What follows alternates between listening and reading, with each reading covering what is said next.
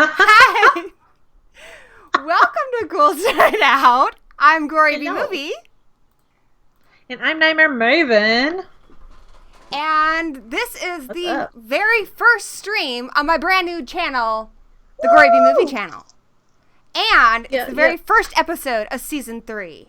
So, a lot of things are happening right now. A lot of things. All of the things are happening. I'm gonna go open up something really quick. Okay. All right, I'm prepared. I'm prepared. This is gonna happen. So I'm sure you guys are all familiar with my friend Vicky. She's Nightmare Maven, and her links are on the card and then the description. And she's fantastic. She reviews books and movies, and I like that Maven. You don't just review the new stuff. Like you go old school too, and I like the old school stuff. Oh, thanks. Yeah, I try and mix it up. Keep them mixed up, you know? Yeah. It's just, you gotta kind of slip those old ones in. So, the new people are like, oh, what? There's a horror movie that was awesome in the 30s? Well, why not? Yeah. All right. Mm-hmm. Now, something else Maven and I have in common is we're both witches. Ooh. I just outed you. I just outed you out of the broom closet. That's okay. You I think are outed. Everyone watching should probably know. Yeah. So we are both Wiccan, right? We're pagan. I think she's Wiccan too. I think she's Wiccan. All right. So, how long have you been practicing Wicca? Not very long. I mean, if you want to count what the heck's going on my computer? If you count the whole study time or whatever, I didn't do exactly a year and a day because I like to read and things, so it's a little bit longer. So if you include all that, it'd be probably 2 years, but actually practicing, I'd say a year or less. Awesome. So not very long. I've been practicing since I was 16, and that's when I started my year and a day. You study for a year and a day when you're becoming Wiccan, so it's been a long time. I'm not entirely sure how long, but if someone knows math, you can do the math. It's been a long time is what it is. And here's something else that's very interesting, is I am from Ipswich, which a lot of towns where they persecuted witches are called Ipswich. Apparently means town of witches. And we still have places where witches were persecuted. The dunk tank is still at the center of my town, which is really effed up when you think about it. But it's interesting. I bring it up. One, because we're talking about witches. Two, one of the movies we're talking about today is set in an Ipswich in the United States. Because there's also an Ipswich in Australia. There's a couple in the United States. I'm from the one in the UK. Yeah. So who do we got here in the chat today? We've got my buddy Felix, Raiders AK. We've got Ben Grimm. We got Ariel, Scuba Steve, Entertainment Wizard, the Horror Miser Monty G, Grandpa Horror in the house, CJ Wright. He's just wonderful. Spinster Hermit, isn't he great? Mitch R. We just got a full house of awesome. Hi. Good times. So, thanks for being here. Okay, so I'm gonna get on my notes now. You ready? Yes. So let's start by we're gonna kind of talk about which one do we talk about introducing both movies. So we're gonna be talking about 2 movies, and both these movies are somewhat similar, and they came out about 10 years apart. So The Craft came out in 1996. It was directed by Andrew Fleming, co-written by Andrew Fleming and Peter Filardi, and that's the one that stars Robin Tunney, Fairuza Balk, Rachel True, Nev Campbell, Skeet Ulrich, Christine Taylor, and even Breckin Meyer. It had a pretty great cast. Really awesome 90s horror movie. So much fun. It's probably my favorite horror movie, and I just love it. I watch it all the time. Yeah. How did you get into the movie The Craft? I honestly don't even remember the first time I watched it. I think it was just one of those, because when it came out, I mean, I was only 4 years old when this movie came out, so I definitely did not see it in theaters. I feel so old right now. It was kind of just one of those movies that was always there, if that makes sense. I definitely saw snippets of it on TV, and I grew up watching Charmed on TV. I've seen that series through about 7 times. So it was kind of just I feel I just would catch The Craft on TV every so often and watch bits of it and things like that. I don't actually even remember the first time I watched it all the way through.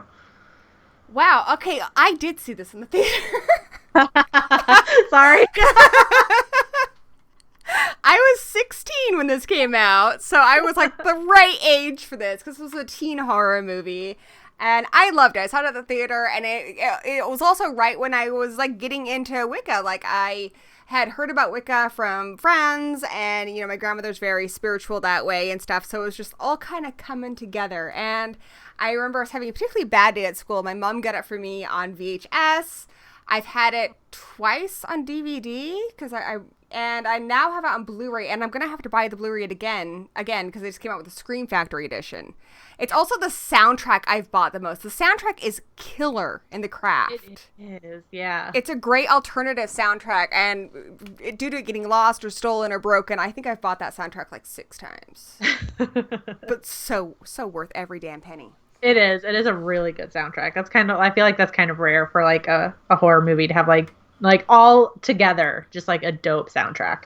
Yeah, you can listen to it all the way through. It's really good. And even the score, I have the score as well, which is just great kind of new agey music. Mm-hmm. So Agreed. Moving on to The Covenant, which came out in 2006. It was directed by Rennie Harlin, who, you know, he did do Die Hard 2. It was written by J.S. Cardone. Interestingly enough, these are both all directed by men and written by men. And it stars Stephen Strait, Sebastian Stan. That's Bucky, guys. It's Bucky before he was Bucky. Yeah. Are you trying to creep me out by showing me your weird dark background? No, I was just adjusting my camera. Sorry. Okay. Because we're not playing Bloody Mary again. Me about it, so I just decided to like change it. Sorry. Okay, keep going. Taylor Kitsch, Chase Crawford, who was in Gossip Girl, Toby Hemingway, Laura Ramsey, and Jessica Lucas, who ended up going on to do the Cloverfield and the Evil Dead remake. So, yeah, it had a pretty decent cast. How did you get into The Covenant? Okay, that one I actually saw in... You were 14. Yep, let's all calculate my age now. Yes. That one I actually saw in theaters, and I remember seeing it in theaters, and it was easy because normally I had to convince my friends to go see horror movies, but this one was really easy because of all the cute boys in it. So I was like, you guys. Yes. Stephen Strait in that movie, holy balls, I had the biggest crush on him. Me too! Which seems weird because I was, you know, in my early 20s. But, I mean, he was in his early 20s, too, so I wasn't a creeper. Yeah. I think it's even more though he creepy played a teenager. For me, because I was definitely underage. But I remember going to see this in theaters and just being like, what? I loved it when I saw it in theaters. Like, I had a great time watching it. And I loved the soundtrack. Like, the soundtrack was just, like, right up my alley at the time, too. Like, the Rob Zombie and all, like, the metal. And, oh, it was good. Which I want to touch on that a little bit here soon.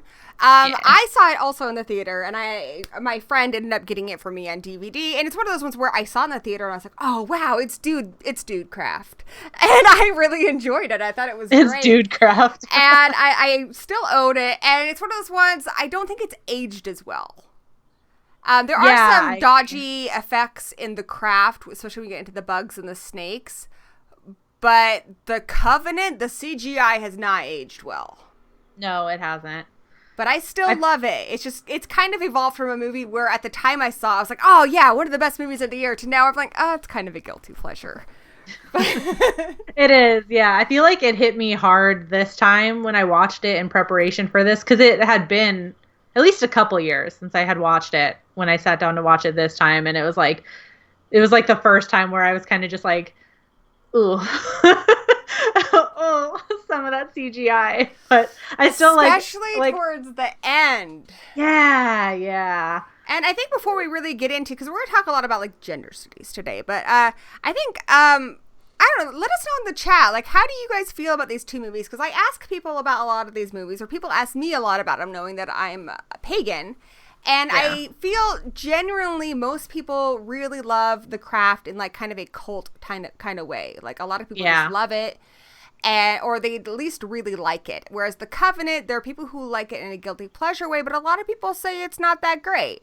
And why do you guys think that is? I think a lot of it has to do with the CGI being outdated. Mm-hmm. Agreed. Because CGI was still a fairly, new thing at the time. And at the time I saw it in the theaters, I thought it looked great. But, it hasn't aged well. Yeah. But I'm also going to blame a little bit of it on the acting. And you guys are going to hate me in the chat because I see a lot of Bucky fans. I know. There's so many Bucky fans. But Sebastian Stan did not do his best work in this movie. Especially towards the end. The, witchy and little Miss Muffet. a spider frightened her away or some shit like that. Oh, God. He's like Nicolas Cage level of just acting for the cheap seats in this movie, which is highly entertaining. Yeah. But I can't say he did a great job. He has clearly come a long way since then. But I think overall the cast was decent. I do think the craft had a better cast. Agreed. But oh, and that's another question I have is when they came out, well, I guess you were 4, so I don't know if this is a good question for you. But I wanted to know, were you particularly drawn to one of these over the other one? I guess, when you were introduced to them. Yeah. For me, I think, yeah. No, you go ahead.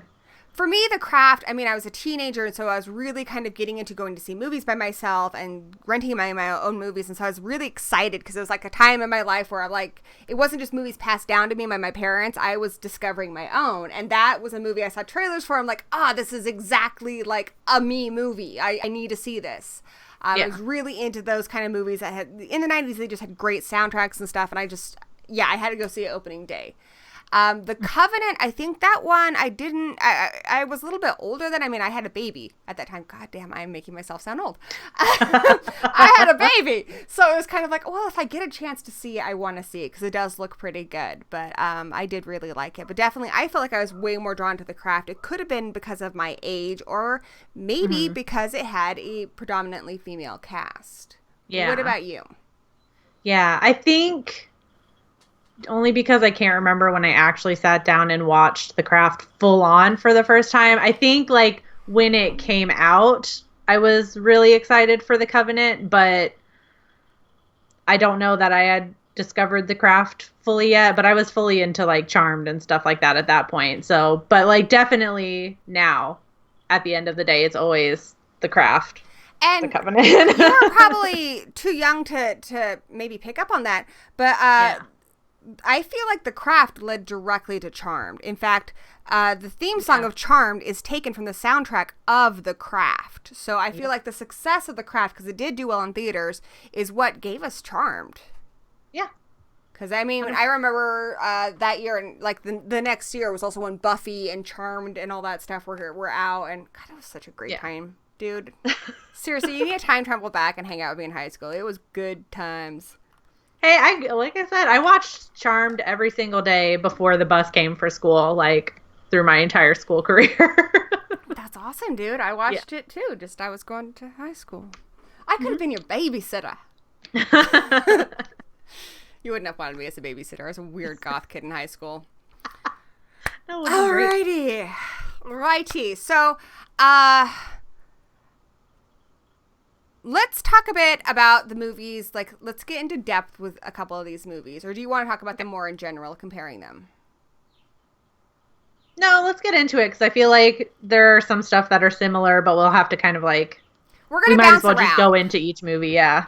We're going to bounce around quite a bit. Yeah. So I think a lot of you are familiar with The Craft, but just in case you aren't, Maven, would you like to get them up to speed? What's it about? Sure, yeah. So The Craft follows our main character, Sarah, played by Robin Tunney, and she has just moved to a new school where she encounters what the students call the Bitches of Eastwick, which are these 3 kind of outcast girls, and everyone kind of already knows them as witches, and she ends up kind of falling in with them, and she reveals to them through an incident, it is revealed that Sarah is a natural witch, and so they form a coven or a circle, and they start to try and make their wishes come true, try and make their lives better, but of course, as is the common Wiccan rule, and just a rule in nature and the universe in general. What you put out into the world comes back times 3, or, you know, treat others the way you want to be treated, that sort of thing. So their spells start to backfire, especially on Nancy, played by Fruza Bulk, who is very power hungry, and it's up to Sarah to stop her, pretty much. Now, one of the things I also think, for me, that makes The Craft a better movie than The Covenant. Like I said, I like them both. So if you're a huge Covenant fan, take no offense. But The Craft is just, it's one of my, it might, maybe my favorite horror movie. I love The Craft. We go way back, guys. We go way back. Part of it is, it's one of, for me anyway, the more accurate pagan movies. Obviously in real life, witches don't fly around and stuff. That's a movie, but and there isn't, as far as I know, I've never heard of any real entity called Mano. But it sounds a lot like how we described spirit in Wicca, and they had actual Wiccan consultants. Plus, Fruza Bulk is Wiccan, and she helped them a lot. And since then, Rachel True has really gotten into paganism and even has like a shop right now. So it had that real strong basis in reality, and I think that helped it a lot. Whereas the Covenant, it just didn't, guys. But I love that. I feel like The Craft and Practical Magic come really close to the truth as far as what it is. I mean, they weren't just spouting off like curses in like a lot of movies and having force lightning, though there is some of that. You actually see how like spells are kind of done, and a lot of it is very similar to how you would do it, like how you would do a binding, you know, wrapping a picture. Like that's pretty accurate. Yeah. How they do a lot of their chants and stuff. A lot of that stuff is stuff that how they do initiations for a ritual with the Athame. It's all stuff that we actually knew. Saying blessed be and as above, so below. All of that is very accurate to real witchcraft. I think the respect, you can tell the respect as well. Even though there is, like you said, like some more supernatural bits, like the flying and things like that, which aren't obviously not real, but there's a level of respect that's there over a lot of other movies. Like Practical Magic also kind of like, you still get that same feeling that they respect it and they're not just here to like make like, you know, flying on broomsticks, although Practical Magic does poke a little fun at that, but yeah. One of the things, and I think you're right about that as far as the respect, and that's one of the things I really like about that movie, because magic leads to the downfall of some of our characters, but it's not the magic that's to blame. It's the choices the girls have made. Like Sarah, when they start getting into stuff, she's like, okay, you know, do you really need that? Like she wants to help Rochelle get back at a bully at school. She has a bully played by Christine Taylor who's very racist. And she's like, hey, we're going to do this. And Rochelle's like, well, what's going to happen to her? And she's like, if she leaves you alone, nothing. They're not putting a curse on her, on Laura. But, you know, they are doing something to protect Rochelle. And initially, that's the kind of stuff that Sarah is doing. It's, you know, with Nancy's influence, they start going for things that they don't need. Like, they want to help Bonnie get rid of her scars, but then Bonnie also becomes very conceited. Yeah. So a lot of the stuff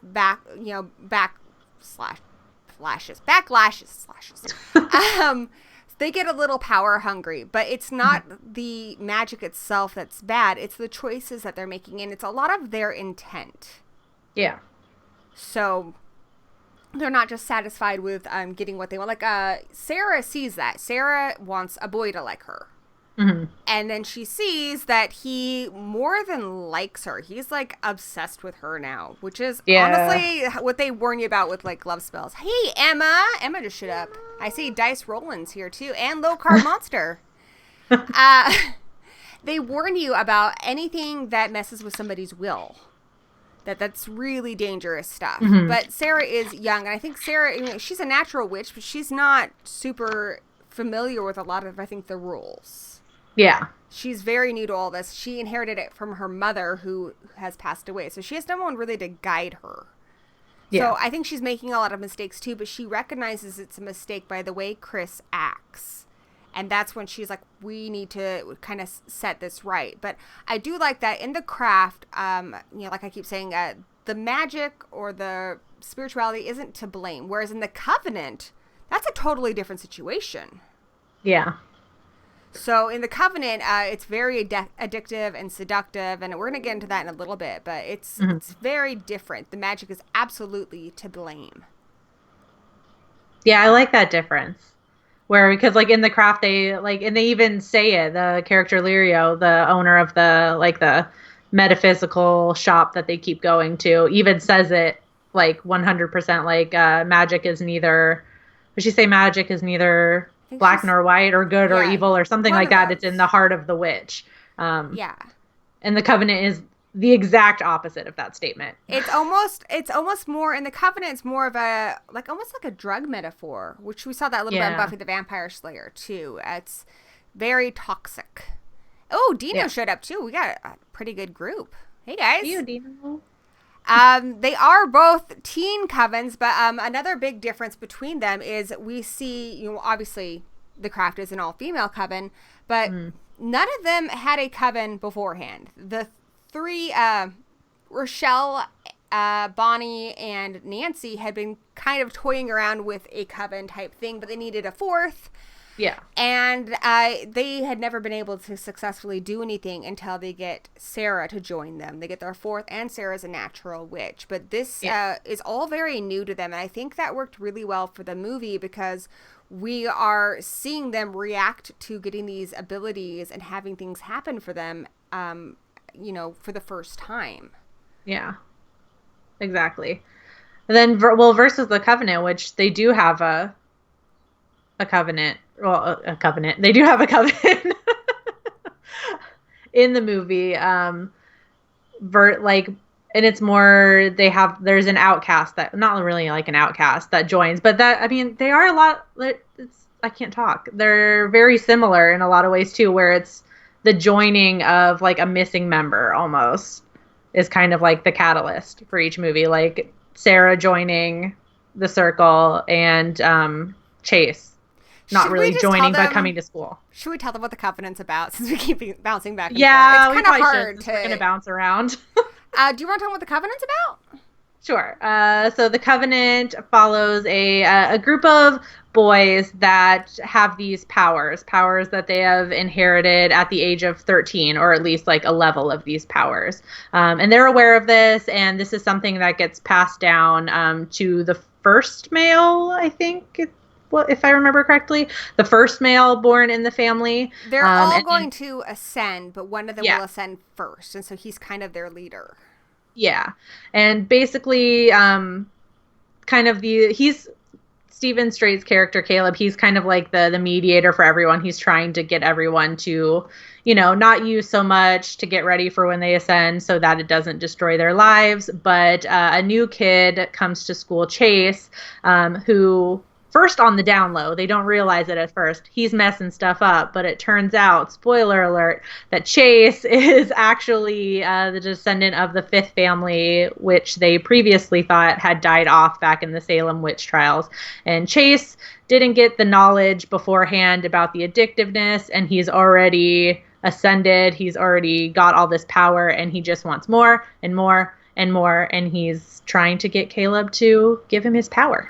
Yeah, in the Covenant, they actually, it's kind of like what we see in a lot of like werewolf movies and stuff. They inherited their powers. They are born with it. There are only male witches. They inherited it from their fathers. And at the age of 13, they got a little taste of their powers.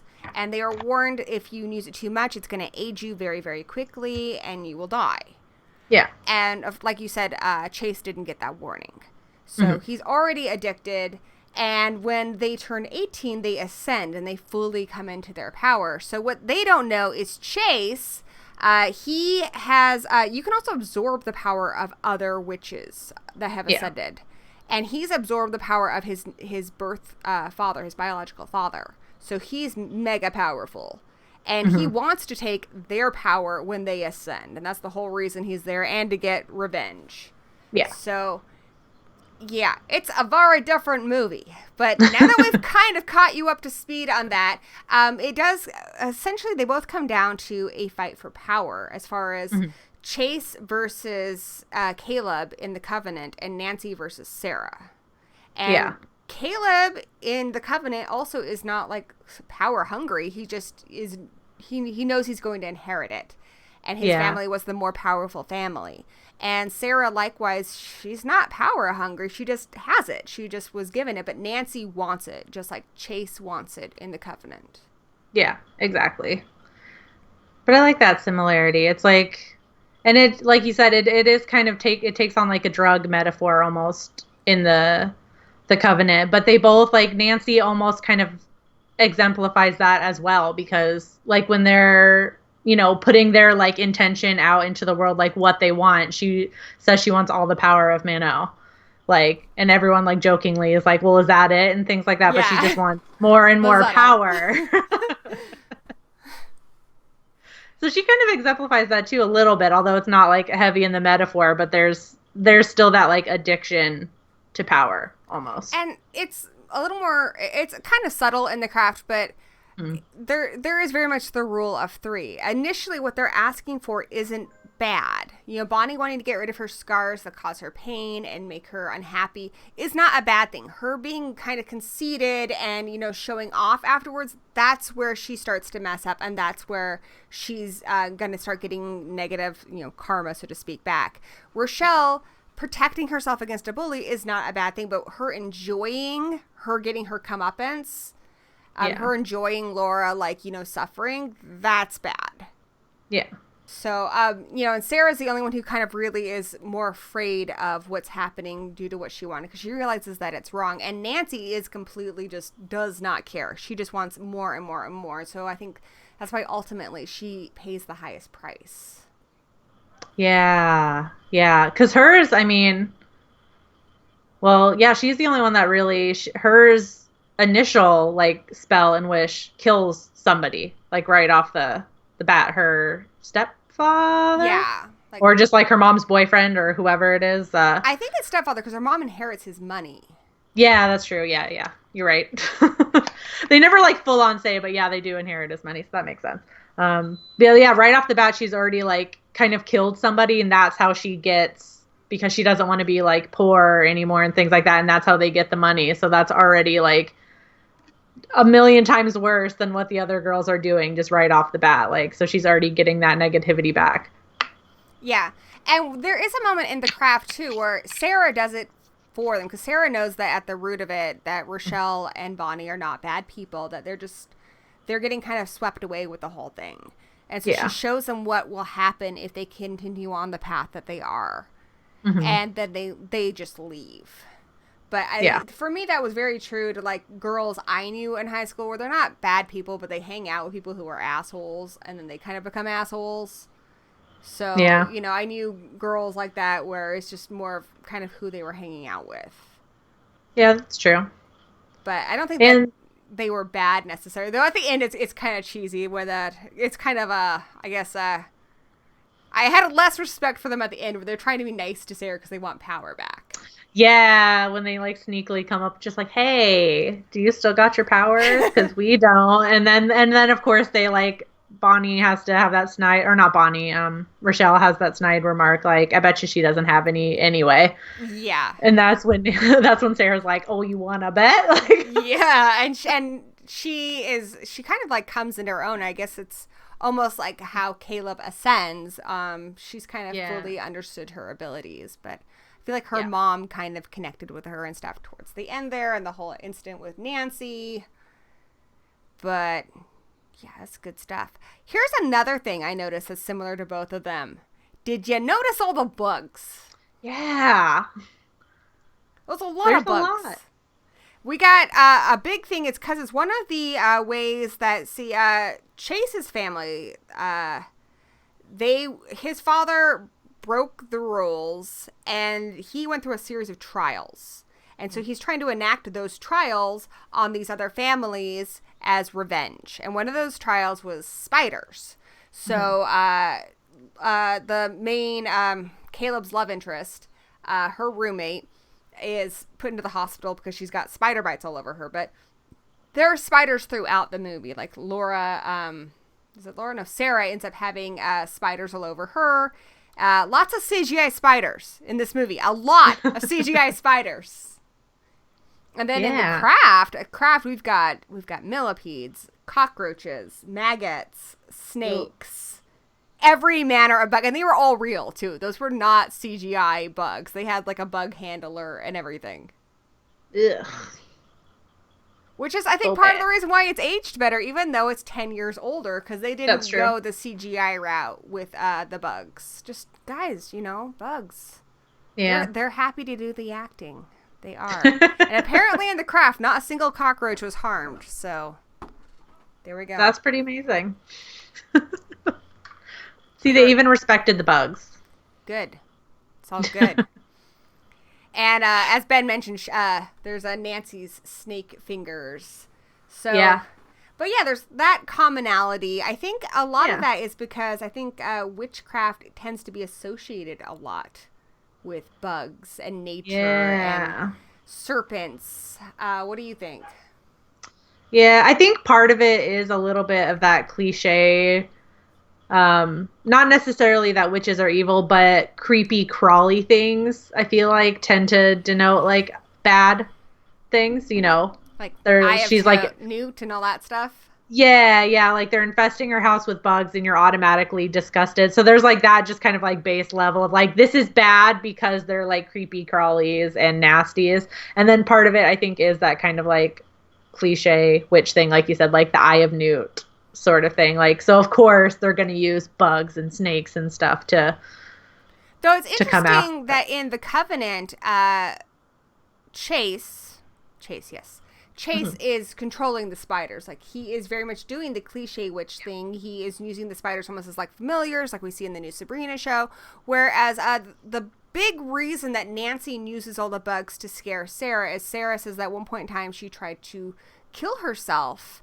And she was in a really bad place, and she said she was just seeing, like, she would have these nightmares of, like, bugs and stuff all over her. So Nancy was playing on her vulnerabilities. Yeah. So, and I mean, to her credit, they do mention that you should, like, respect those things. Like, when they go to invoke the spirit, and they each have, like, their animal with them, Nancy has that moment after Sarah has told her story where she's like, the serpent is a very powerful being. You should respect it. Like, yeah, she's being a dick. Yeah, she was being a dick. She tells her that she did try to kill herself, and Nancy is like, serpents. I don't know. It was a very Slytherin moment is what it was. Aren't you powerful? Aren't you? I love that a little bit, though. I do, too. She's crazy, but we love her. Let's talk about glamour magic. Yeah. So a glamour is when you use magic to alter your appearance or to make something appear different. And I think that's one of the big differences between these two movies and the way glamour magic is used. Yeah. So we see that obviously with Bonnie in the craft. Bonnie removes her scars. Yeah. But the biggest one I think is when Sarah uses it to change her hair, which is, it's fake. It's just magic. Her hair's not really different, but she has this really bad CGI blonde hair. And then Nancy does it later on to make herself look like Sarah. So that was one of the things I noticed in this, is they use a lot of glamour magic, but it is to be more attractive, or, it's all about changing their appearance, which I think is something that I think, at least, from a male perspective, and this was written and directed by men, I think a lot of them think that that's very important to us, is how we look, which it is, but I don't think any more than it is to men. Yeah. Whereas glamour in the Covenant is used very differently. It's used to make a car look like it's fixed. It's used to change your car. It's all about their cars. They don't ever use it on their own appearance. Yeah, Chase does use it one time to, like, trick Sarah, which that's true. This is confusing. There is a character in the Covenant named Sarah also, so if it sounds like we're confused, we're not. But I thought it was more, I mean, like, I do agree that it's used a lot on cars, which is, like, man things or whatever, but at least, like, especially the first time it's used when, sorry, I just rewatched this movie. Reed, when he's fixing Sarah's car, it's to seem cool, though. Like, he's doing it to impress a girl, which I think is almost just as stereotypical as the, like, girls wanting to change their appearance with glamours also. I agree completely that it's all a big stereotype. Like, the boys want to make their cars look a certain way to be more impressive, and the girls want to change the way they look to be more impressive. But it's just interesting how it was executed differently in these two movies. Yeah. I didn't really, I mean, it's interesting that you, like, pulled that out, because I never really, like, I noticed it, obviously, but I just thought it seemed, like, natural for each of them to, especially in the craft. Like, I feel like if I knew somebody, like, if I, like, knew a Sarah that could, like, successfully pull that off, like, I would legit do the same thing, especially because it's almost like sleepover.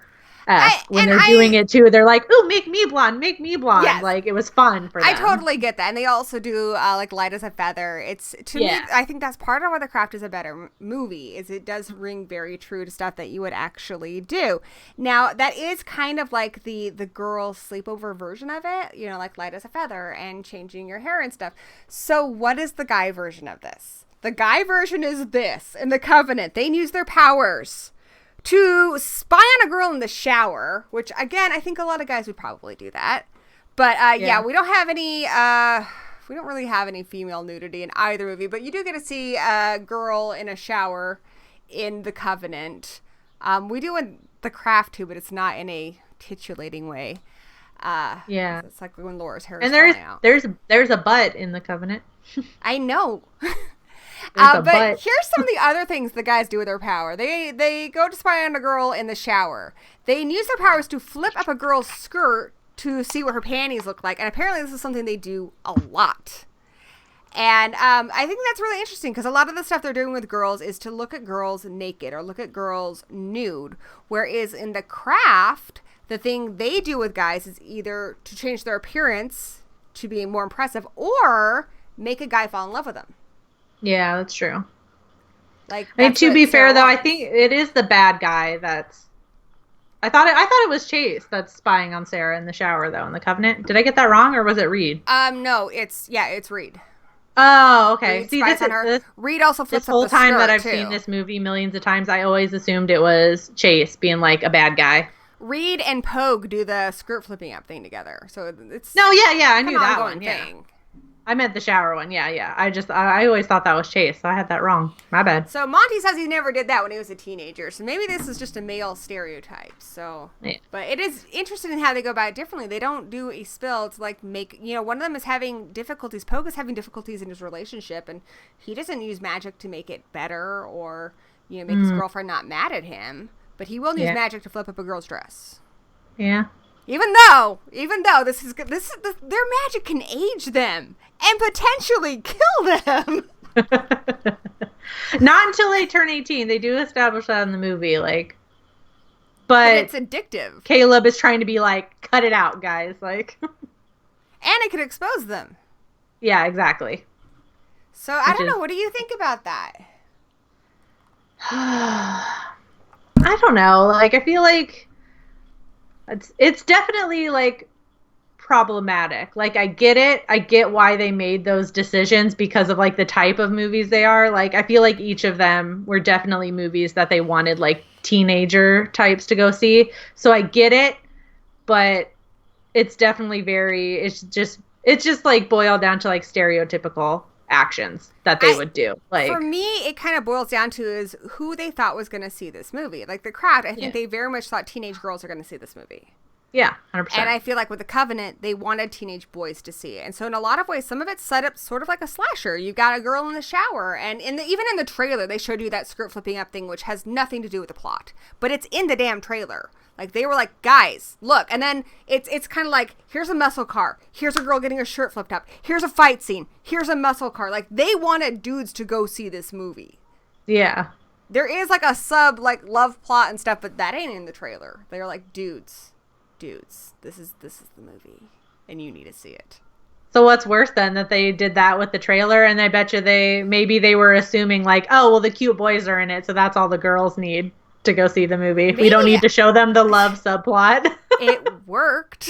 I was like, it did. No, yeah, 100%. That's what got me to go see the movie. All the guys in that movie had done modeling. Like, they knew what they were doing.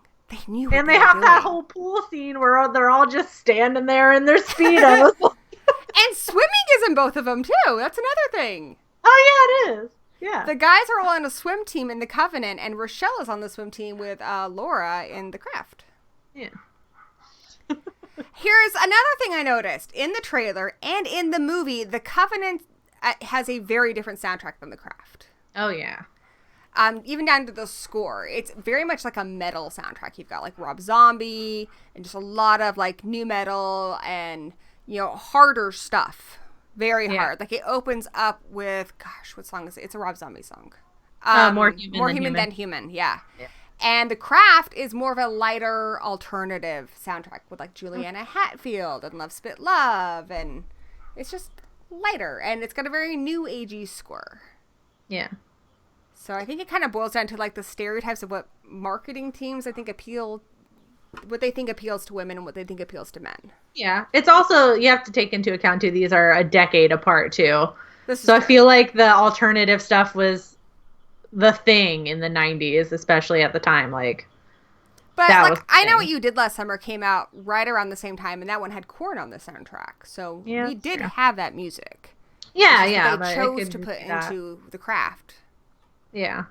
And again, I mean, it just goes down to, like you said, like the gender of the thing, too. Like, they wanted girls to go see The Craft, so hence the music. And they wanted boys to go see The Covenant, hence all the metal music and Rob Zombie and all that, which it makes sense. Now, I'm going to show you guys something, and this is crazy. So you guys ready for this? Here's one of the biggest similarities. And honestly, I think Maven's going to agree with me on this. The Craft poster has been duplicated a lot. Oh, I feel whenever I see a fucking witch movie, it's always four girls in a line, usually some kind of lightning. But I didn't see that before The Craft. I saw it most recently with The Witch Files, which you guys need to not see. Spinster Hermit mentioned, I Know What You Did Last Summer also had typo negative. Yeah, it had a lot of harder stuff in it. So, you know, I was a teenager in the 90s. We had hard music then. We had Marilyn Manson, Marilyn Manson was on a ton of soundtracks at the time, but there was no hard music on The Craft. Like, I wouldn't say any of the songs were very hard. Yeah. But check this out. Okay, you ready? I gotta go find my posters. You ready? Oh, I'm gonna have to wait for it to come up on the stream. Uh-oh. Okay, here we go. The posters are almost the same. What? Blowing your mind right now. Look at these posters, guys. It's unreal. Am I crazy here? No, they're similar. Dude, they were like, I also feel like they're kind of trying to take, especially the way that the characters are introduced, the Sons of Ipswich, as the coven is called. I feel like the way they were introduced reminds me a lot of Lost Boys, like how they approach from a hill. Oh, yeah. And I feel like the poster kind of harkens that a little bit, but totes, dude. They were like, we're making dude craft. Look at this shit. Look at it. They knew what they were doing. It's a conspiracy. And all it needs is some lightning, and it's the same thing. I know. So I had the Craft poster in my bedroom when I was a teenager, and I loved that poster. But yeah, I feel like whenever there's a really cool, unique poster, it gets duplicated a lot. And I definitely feel like the Covenant was playing off of that success of the Craft. Oh, I'm sure. Yeah, they redo movie posters all the frickin' time. So, and it works though. Like from a marketing standpoint, you know, they know it's similar, and they know the gist of the movie is very similar to The Craft. So I believe 100% like that. It was intentional. Like they knew it would like trigger that in your brain. One thing I do have to say for the Covenant that I do really like that we don't see in movies anymore, when Sarah wants to research the Sons of Ipswich, she goes and she finds some old dusty books, which is how they should do it. There was no Google search, so bravo on that. I was impressed with that. Oh yeah. Well, of course she goes to like this big old like just awesome gothic looking school. So of course she's got to go to the library and find some dusty old book. It just fits so well. I loved it. Yeah, it has a very gothic look to it, which I really liked about that. And they both have very different looks too. Like the palette of the craft is a lot more like warmer, natural colors. Yeah. It's got a very kind of like bright brownish type color throughout it, but the Covenant's very blue and very gothic. Yeah. And very overcast. There's only like one scene I can really think of where like the sun is out, really. Mm-hmm. It's all very overcast. Now, there is a big controversy with the craft that I actually had people like comment on in the review I did on Horror Addicts not too long ago. Now, if you look at both these posters, though in the Covenant, they're silhouetted, but they show you the 4 members of that coven, which in the Covenant, that's the 4 guys minus Chase, who ends up showing up. But really, Pogue, Reed, not that big of characters. If you did a review and you didn't talk about Reed, nobody would say shit to you. Because Reed is not really developed. He's just kind of the bad boy in the group. Yeah. The craft has all 4 girls on it, but there was a big controversy when that movie came out, and a lot of it was legitimately racist because they would invite Neve Campbell, Robin Tunney, and Fairuza Balk to things, but they wouldn't invite Rachel True, who played Rochelle. Yeah. But honestly, I agree with that. I agree that it's bullshit, but I feel like the problem with it goes down to the writing, is my thought. Yeah. If you look at the craft, we see Sarah's parents, Sarah's house. Sarah is a fully developed character. We see Nancy's parents, Nancy's house. Nancy is a fully developed character. They are the 2 main characters. But even Bonnie, we see Bonnie's mother. We see Bonnie go to the doctor. We see Bonnie's house. I don't know who Rochelle's parents are. And the only plot point she has is that there's a girl being mean to her because of her race. Like, I feel like they didn't develop that character well enough. And, I reviewed it and I mentioned Bonnie, who really isn't a big character either, only because Neve, it was played by Neve Campbell.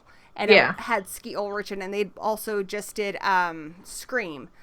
But if, a lot of people were upset that I didn't mention her so much, but they really didn't do a whole lot with her as a character, just like they didn't do a lot with Pogue or Reed in the Covenant. For me, it boils down to the 2 main characters, which is Chase and Caleb, and Nancy and Sarah. I don't know. What do you think? Am I off base here? No, I don't know. I don't think you're wrong. I mean, I think if they had given Bonnie as a character like the same treatment, I don't think it would have been as bad, because it just would have been natural. Like, well, they're not the 2 main characters. They're part of the circle, but they're not Sarah or Nancy, which makes sense. And it did.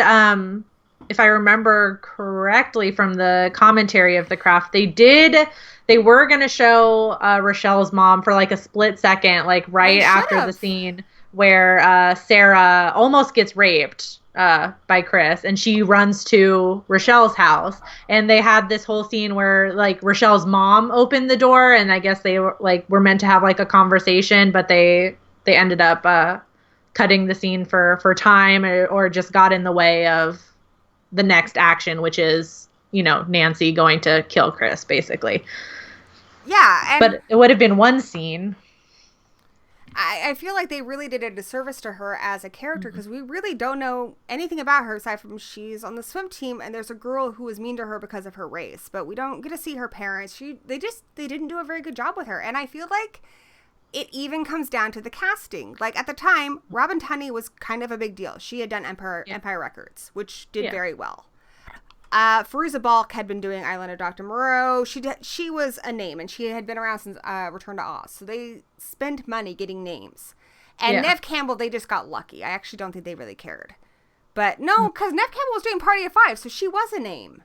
Yeah. Neve Campbell was doing Party of Five, and then she did Scream that same year, so she became a big deal. But Rachel True had done Biodome. Like, that was it. So I feel like it's the casting and the writing a lot, though I still don't agree with the way that, the actress was treated, because she should have been treated the same way as the other girls. Yeah, that's true. And I mean, and it could have been, they could have like flip-flopped like Bonnie and Rochelle's character like easily and just changed a few things. And you know what I mean? Like, yeah, I agree. And I feel like Rachel True, especially lately, has been a lot more vocal about that as well. Like, because there's that whole thing with the most recent convention where, like, once again, all 3 girls were invited except for Rachel True, and she's always just bullshit. Like sitting there like, guys, I'm on the freaking poster. Like, it is bullshit. And it's also interesting because I didn't have a lot to say, because when I did review it on Horror Addicts, it really was nothing personal, but I didn't mention her or Bonnie hardly, because I mostly just talked about Sarah and Nancy. It was like a 5-minute review, and it was an older one. Anyhow, but I did talk about her a lot when I talked about The Craft too, because Rachel True is one of the people who's been the most excited about it. Mm-hmm. So you do know that they're making kind of a Craft too, right? Yeah. Also, Horror Miser Monty G says that was his problem with The Craft. So I would love to hear your perspective on that. Like, elaborate a little bit more, like the writing or the way it was promoted. I don't know. Let me know in that chat there. Yeah. So, as far as the movie, it's supposed to be kind of a sequel, kind of a remake. It's supposed to be about a whole new group of girls. I'm not. The writing, I agree. Writing. So, yeah.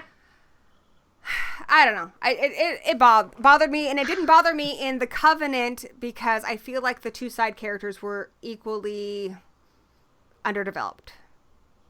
Well, yeah, and you have to point out the fact too that there aren't, except for I guess Pogue's girlfriend. At least if we're talking about just like the Coven members, they're all white. Yeah, they are all white. So there's white not dudes. even there's not even another character like that to compare to. Yeah, though Jessica, who is honestly one of the bigger names in that movie, because she went on to do Cloverfield, and she's black. And she actually had a pretty good part in that movie. Yeah. But she just wasn't part of the... She wasn't. The Coven. But yeah, she does get a lot in there. She's really kind of the Rosetta Stone, I feel like, for Sarah, for like learning about the boys, I guess. Mm-hmm. Yeah, Monty said it showed that they didn't know how to write for a black character. And that's... Honestly, that was the thing that bothered me the most about it. Because I feel like it was trying to kind of a cheapskate to think that the only problem that this girl could have would be about somebody being mean to her about her race. Like, it's very narrow-minded writing. Yeah. That character would have had all the same problems all the other girls had. And obviously that could happen, but I just felt like it was very narrow-minded. And I agree that the way it was publicized was bad. But I feel like it comes down to the writing. Like, it was bad at its inception. Especially what you tell me, how they cut stuff out. Like, that just, I don't know. It kind of bums me out. Yeah. I mean, who knows? It could have just been like a random scene, and maybe we still wouldn't have liked it and still thought that it wasn't as developed. But I guess we'll never know, because it...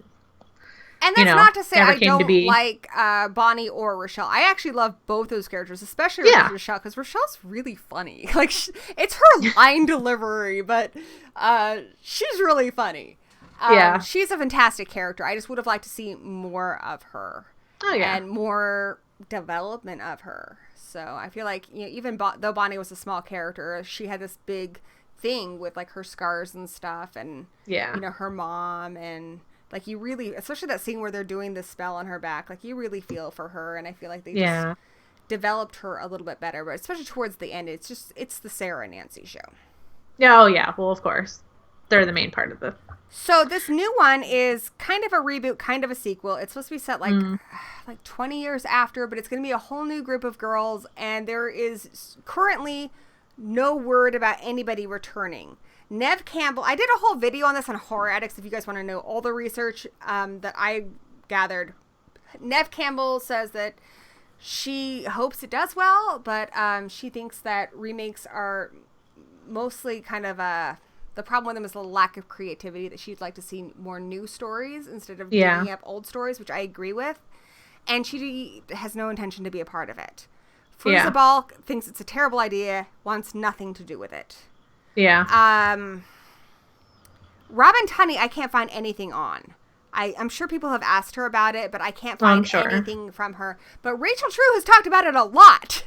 So Rachel True, fun fact, she used to babysit Zoe Kravitz, who's Lenny Kravitz's daughter. Yeah. And she's kind of a big deal now. She was in the Divergent movie, and she's in a lot of the teen kind of movies that are out right now. Divergent's the first one that comes to mind, but I know she's been in a lot more. I think she was in one of the X-Men movies, First Class. You're asking the wrong girl. I'm sure she was, but I don't know anything about those movies. Zoe Kravitz has been kind of a big deal as the last 5 or so years. But at the time of The Craft, Zoe Kravitz was like 4. And that's who Rachel True babysat. And so what she wants to see is her character come back and be kind of new agey and have a shop, which is very much how her life is. Also, she still looks amazing. Like, it's crazy. Like, she has not aged. And she wants Zoe Kravitz to play, like, her daughter or something. And her to be a member of this coven. Yeah. So, I don't know. I kind of just want to see them do their own thing. And I kind of just don't even want it to be The Craft. Just make up a whole new witch movie.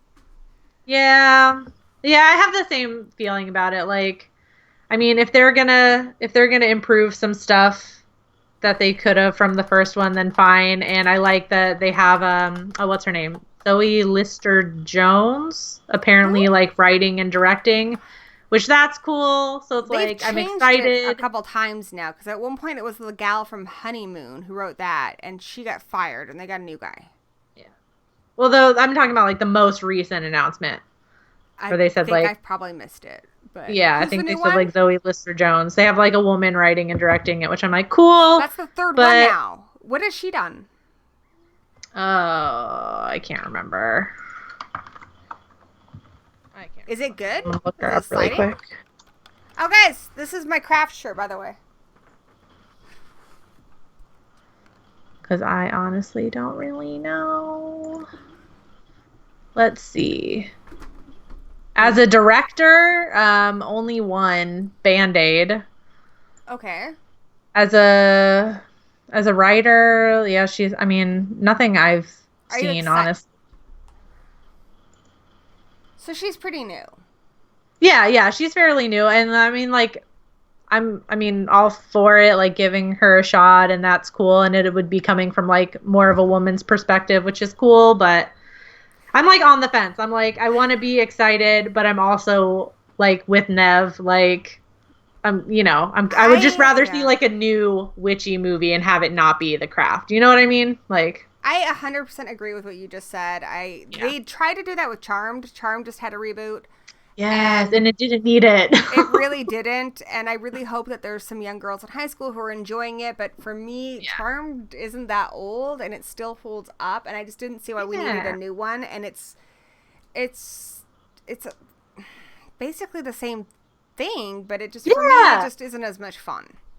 And maybe it's just like I grew really attached to, like, Holly Combs and just the ones I grew up with because it's mine. Yeah. But I don't know, maybe for somebody who's introduced to that one, it's different. But I think I would have rather just a new one. But it's hard for me to say because I haven't seen it from the perspective of somebody who's younger and that's their first Charmed.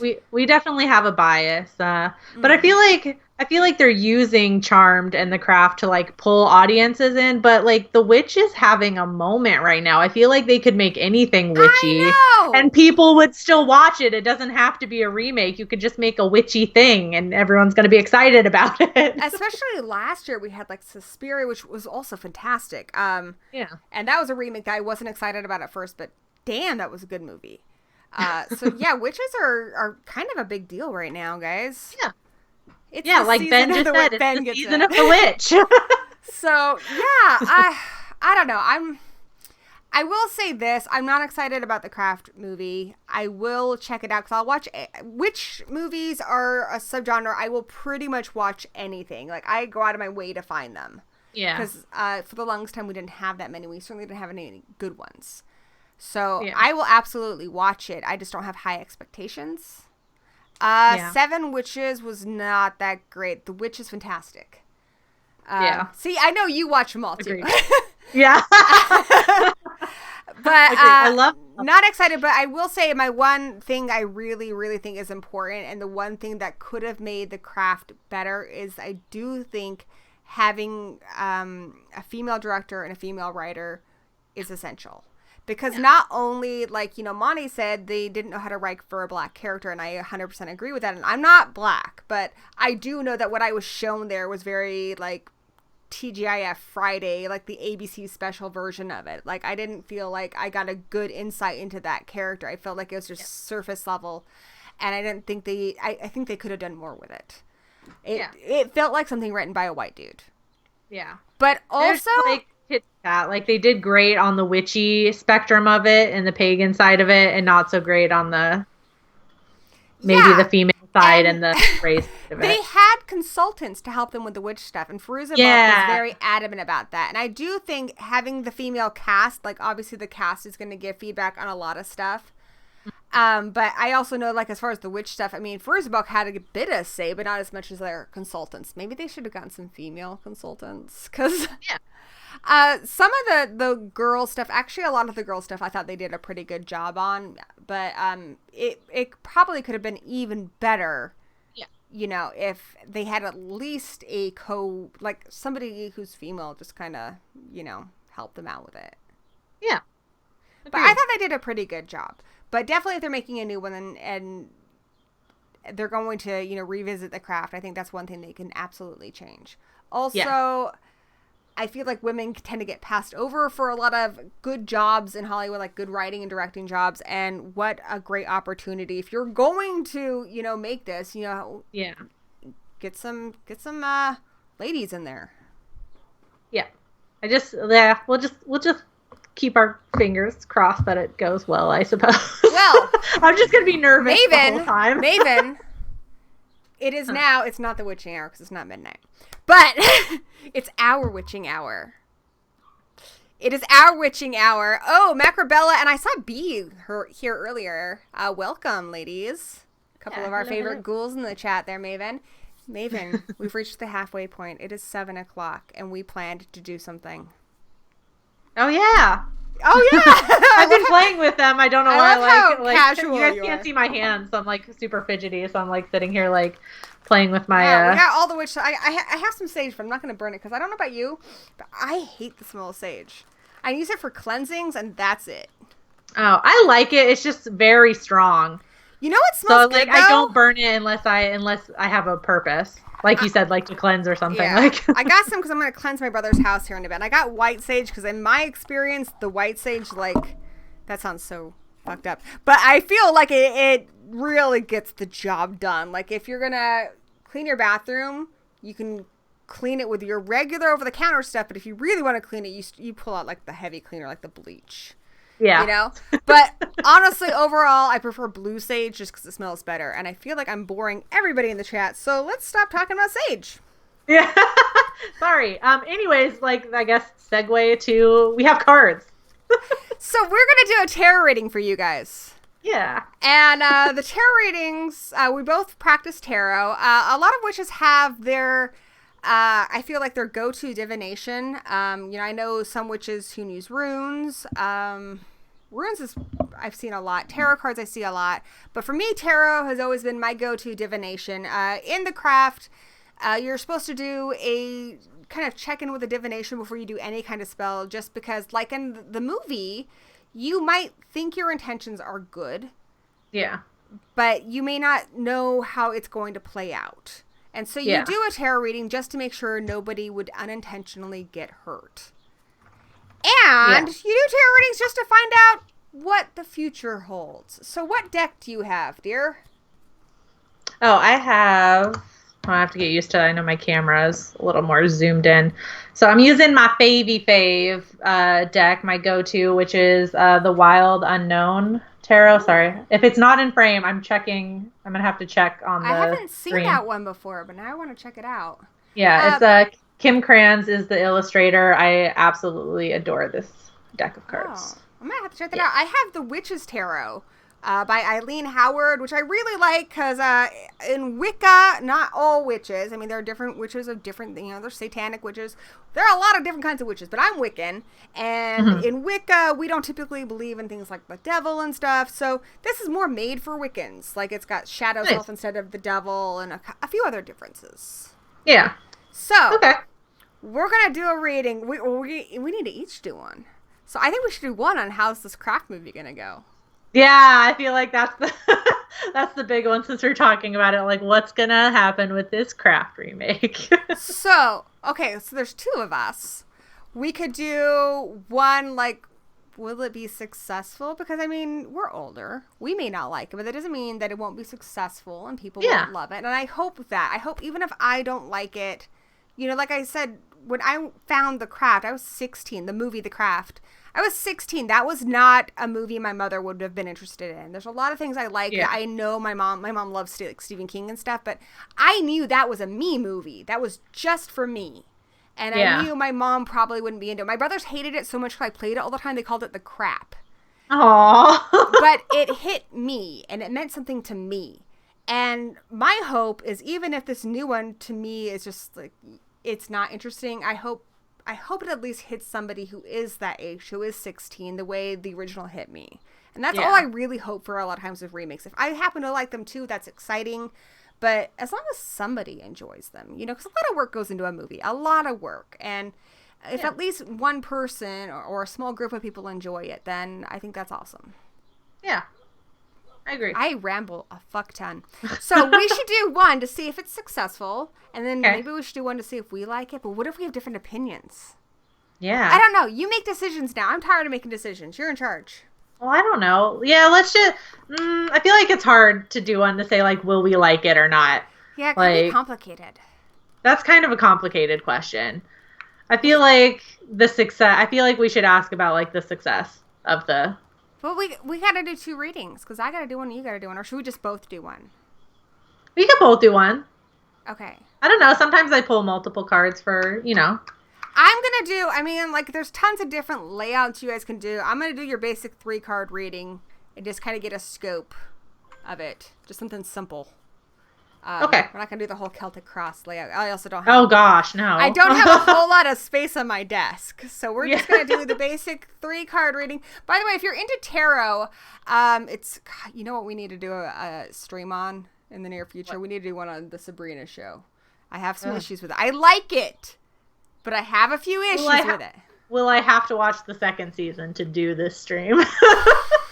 I don't know. It's got good and bad to it. But second season does have an episode where someone did tarot, but they read the cards all wrong. I was like, that's not what that card means.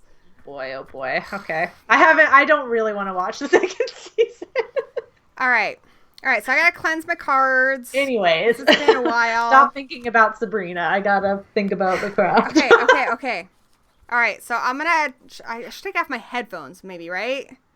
So I can focus. I've never done a tarot reading on camera. This is weird. Me neither. All right. So everyone in the chat, can you just, I don't know, entertain yourselves. I'm going to put Monty and B in charge of entertaining everybody. Okay, so you're in charge of entertaining everyone. I got to cleanse my cards, and then I got to lay them all out. And then I'm going to tell you guys what I find. Maven's going to tell you what she finds. So I'm going to take my headphones off for just a sec, okay? Okay. I'm gonna leave mine on.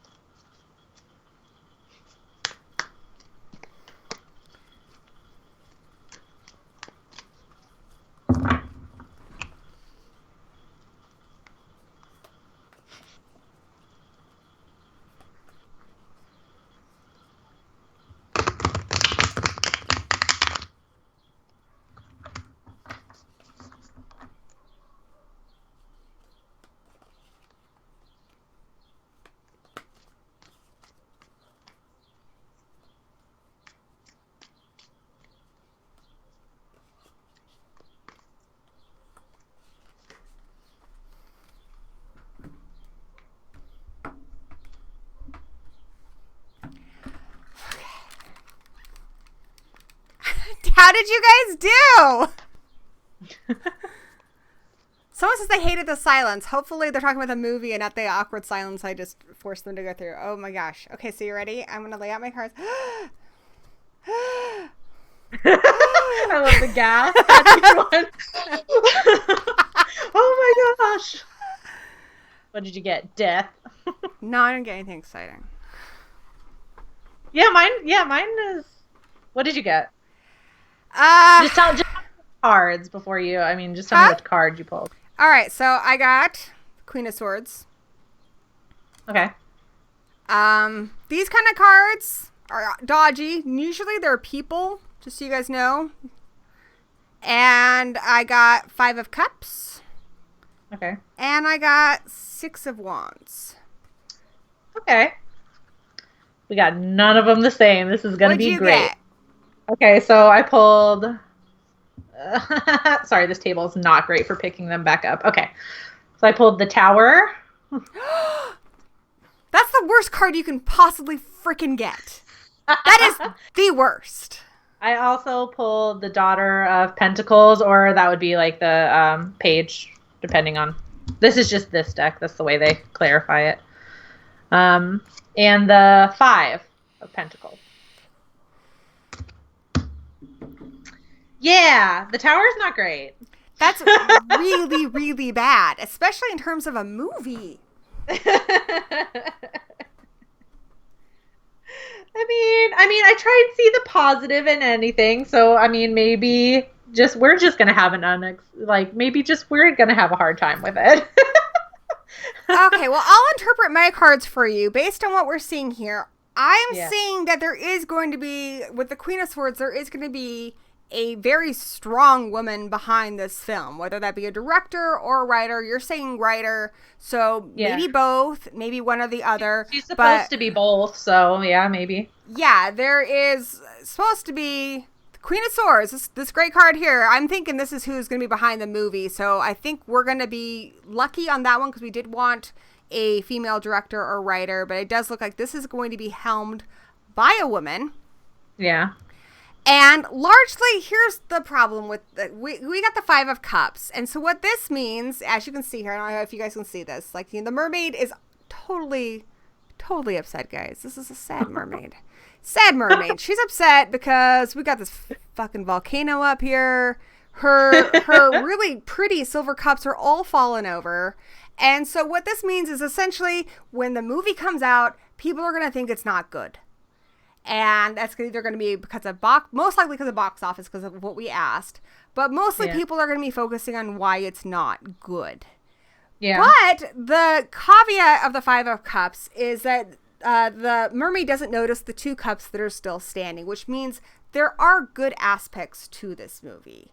They may not be appreciated right away, but it's not going to be a total failure. And with the 6 of Wands, it means it will have its fan base, though it will most likely be a younger fan base. So it's not going to be a total failure, but it does not look good. But I am excited that it's going to be helmed by a lady. Yeah. Your cards sound awful. Let's look at them. B, it wasn't my horrible tarot fate. I was talking about the movie. Hey, my brother is here. Zigma51 is Uncle Dusty. Yes, Zachary wanted to know if the Tower is worse than Death. The Tower is... Death isn't a bad card. Death usually means there's a big change. Yeah. You know, it just means you're going to be starting over in some aspect of your life. I mean, it could be you're getting a new job. It could be a lot of things. It doesn't mean someone's dying. The Tower sucks. We read them differently. I mean, like, the Tower is not a good card. I try and see the positive in anything. I mean, to me, this just seems like a lot, like you said. I think it's just more clarifying that a lot of people are not gonna like the movie. Like the origin of that card, though, comes from the Tower of Babel, which people put a lot of money into, and they put a lot of time into, and it was worshipped and it was all lovely, and then the whole thing fell apart. So to me, that makes me scared that they're gonna really try to make this good, and it's just still not gonna be great. Yeah. I don't know. What do you think, dude? It's just clarifying. They're going to try. I mean, I figured they were going to try anyway. I I mean, the daughter or the page, whatever, like you said, yeah, it does normally point to a person. I mean, this is usually like a supportive person. So I don't know who this is pointing to, though. Like, maybe am I going to be supportive of it? I don't know. Like, it could be somebody in the cast. Like, maybe they'll get like, a good actress, or maybe it just means, you know. Well, you did say Rachel True was trying to get Zoe kind of supportive of it. I mean, it's a hardworking, responsible person, supportive. So that, I mean, I don't know. I don't want to like say it's Rachel True, but it could be. We were talking about her, so who knows? Possibly. Yeah, possibly. And she's like, it seems like she's the only member of the cast that is really like on board. Well, yeah, Rachel True really wants Zoe Kravitz involved, so maybe Zoe Kravitz. Yeah. Yeah, maybe. Yeah. Or it could be, it could be both of them. I mean, the Five of Pentacles is not great either. And Pentacles usually relate to like money and stuff. So I think I was going to say, it has a lot to do with financial trouble. So it could be, maybe that's part of the reason why it falls apart, like Power says, or it could be like box office is not going to do well. And the success of a movie basically boils down to how much you make in return. So if you spend $5 million on a movie and you make back, $1 million, even though $1 million is a lot of money compared to what you spent on it, it's not enough. Like some of the biggest successes are largely successes because they spent nothing and they got a lot back. Like Night of the Living Dead cost next to nothing to make. Halloween cost next to nothing to make. So yeah, it could be something that a lot of people go see, but if it doesn't make back more than what they spent on it, then it's a failure, box office wise. Also, if nobody goes to see it. Yeah, that's true. So it doesn't look great. It's not looking great. It's not looking good. We should do tarot readings for every movie before we go see them. We'd save so much money. For every movie. You never know. This is not set in stone. It really isn't. And the craft is so mutable right now. Basically, what the tarot does is it tells you based on the path we're on right now. So right now, with the current person they have to write it, whoever they have idea in mind to direct it, but it could change based on the cast they get. It could change based on if it goes to a different company. It could change if they change the writer again, because it's the third one. So, currently, it's not Gabriella says reshuffle. So that was our first tarot reading on a stream. How do you think it went? I mean, I think we read the cards well. I don't think it went well for the craft remake. Obviously, we're fantastic. You know what we should do? We should become techno-pagans like in Buffy. Like, I didn't really get that when Buffy came out because it was like 1996 and I had a Hotmail account. But now I kind of get it. We could do like magic over the computer. Oh, yeah. Yeah, that's a thing. Yep, it's a thing now. It was a thing then, but I didn't really understand it because, I was young. You were younger, so there's that. It's a thing. That's funny. Well. Is that all we wanted to ask? Do we want to do another tarot reading? If you guys want another tarot reading or have something you want to know movie-wise, particularly about the craft or whatever, you can tell us. The Five of Testicles, I do not have the dong deck. But I don't think there is a dong deck, but I bet you there is. Hold on. I am really good at drawing dongs. I could draw a dong deck. Dong. Are you serious? There is not a dong. You're full of crap. Who made this? Nuh-uh. Somebody had to have made this. Come on. You're full of it. I'm going to be so mad if there's not. No, I don't know. I'm just looking it up. There is I guess, at least on Reddit, there is a penis tarot spread. I don't know what. Is that for like the health of your? Is that for the health of your balls? I don't know. It doesn't look like the spread doesn't look that impressive. I've had a few impressive penis spreads in my day, but I'm a great dong artist. Just saying. Not pentacles, Felix. You knew what I said. I guess not. I'm very upset. Like, why isn't it a thing right now? Now it's in your search history, Zachary. I don't care. That's fine. My search history is so bad. It's so bad. Fine. As soon as one is made, I bet you Google is going to let me know I'm going to get like an Instagram ad or something for it. My brother wants to know, my brother made me an intro for my video. I need to get done by tomorrow. It may end up being Easter Monday. I don't know. Hopefully. But I have a real versus real where I take movies based on a true story and I give you what the movie says and I compare it to the facts and tell you how much of that movie is actually based on a true story, if any of it. Anyhow, Dusty made an intro. I don't really have, I'm not really set up to show it, but you're welcome to send them a link in the chat if you want. I think I'll make you a moderator so you can do that. Anybody else want to be a moderator? I'm giving out wrenches. You're a moderator. No wrenches. Let me know. You want to be a moderator? All right, he shared you a link. If you want to be a moderator, let me know. It's a lot of responsibilities. Lots of responsibilities. All right, he figured it out. He did his own thing. Your brother helps a lot with your channel too, right? Like he did your music? I'm sorry, I what? I did my music? Your brother did your music on your channel, right? Brother, I missed that. Yes, he did. Yeah, he does like my brother, my Zigma 51. And, yeah. He did the intro for the new series. Yeah. It's nice because then you have your own music and you don't have to worry about if it's whether it's, you know. Yeah. I did the intro for the channel. And I found a band I really liked where it said you can use the music if you credit it called Ann Hell. Mm-hmm. And you know, because I used his music in the intro and the outro. It's a song called The Man Who Slaughtered Baby Jane. I emailed him. I'm like, just so you know, I used your music. But he really liked the video. So. Nice. That's good. Nice. Okay, well, I guess we could do another tarot reading. You want to know what I kind of want us to do a tarot reading on? What?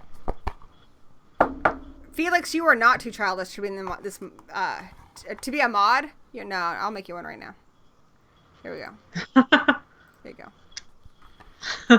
There. Oh, yeah, B totally has a crush on my brother, too. Oh, yeah? Yeah.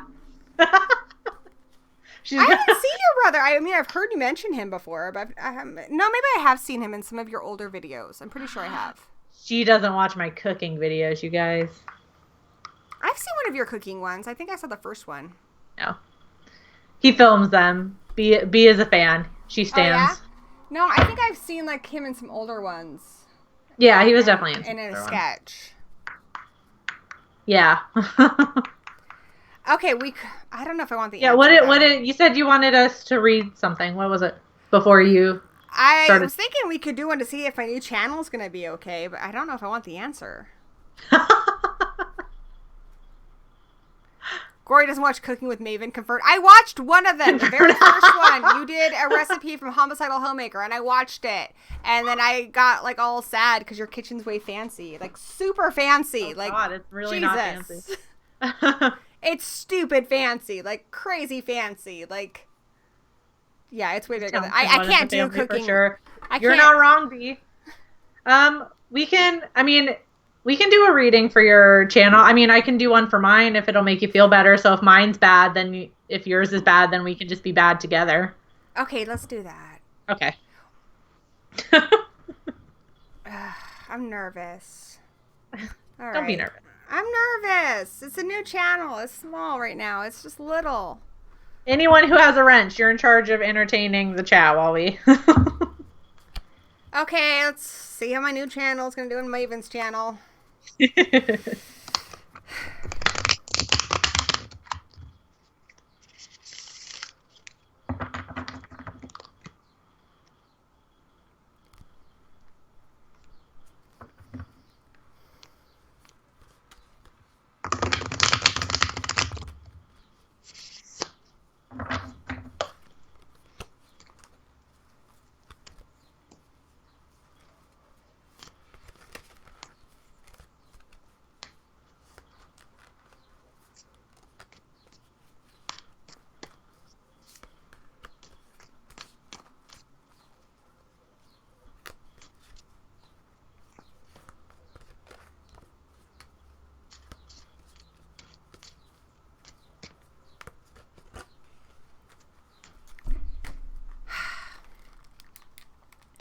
I'm nervous.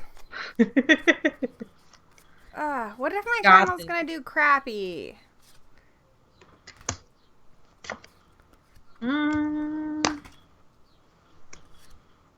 Okay. Okay. It'll be fine. All right. Okay. Deep breaths. I'm so excited to see what yours says.